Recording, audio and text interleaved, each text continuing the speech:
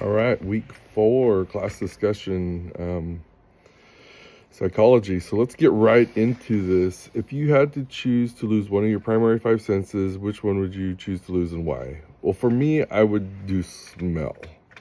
And the reason is, when COVID was going on, obviously I got that and lost some of my smell. And then I had a surgery, bariatric surgery, and my smell was offset from having COVID earlier, and I couldn't smell anything for months and months on end. And I kind of realized to adapt to that and realize you couldn't smell anything. Learn to use kind of your other senses. I relied a lot on taste, which was kind of messed up for a little bit too, but I just learned to adapt from not having sense of smell. And I think that was, if I had to do it again, that would be one I'd want to lose. I obviously don't want to lose touch or, any of the other ones. I would assume be able to see, hear. So for me, it would be smell. What stressors are most common for your age group? Why? And what is one possible intervention strategy? For my age group, I think it's probably career change and kind of thinking about retirement. I'm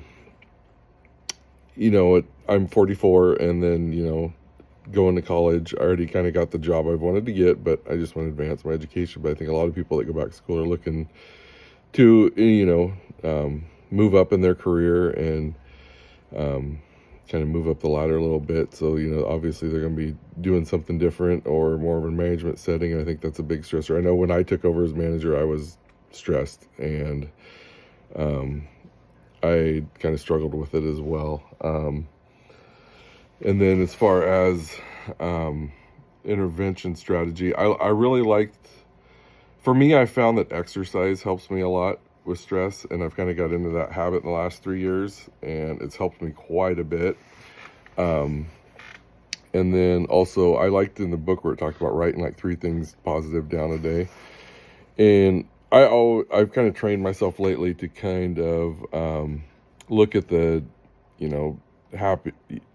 positive side of things. I was always kind of more of a negative person and struggled a little bit that way. And I've learned to kind of adapt to that and be more positive. So it is hard, but exercise has helped quite a bit, and just that feeling you get afterwards, and you definitely can feel the stress go away. What positive and negative lifestyle habits are most common for your age group, and what are the potential consequences? Just kind of going through it, thinking about my age group. I know smoking and vaping is pretty popular right now. And then also, as we get older, obviously obesity, and, I struggled with that for a while as well. Smoking obviously can develop cancer. Then you got, your illness kind of stressors come in there. Same with obesity.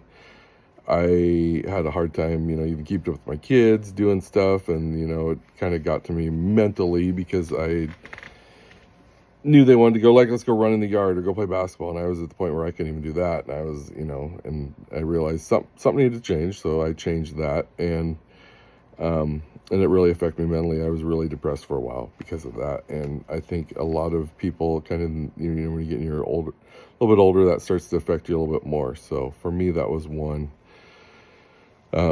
Was the obese, but obviously I think smoking and the vaping right now is really popular, and that's the other one. What is a possible intervention strategy for a negative lifestyle habit for your age group? So I was kind of looking at obviously the different coping styles, and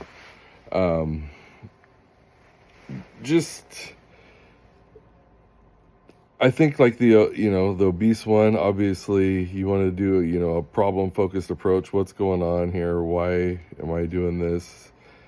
And you could also, with that one, also kind of do the emotion, what's causing, this stress, and you to, feel how you're feeling or what you're doing.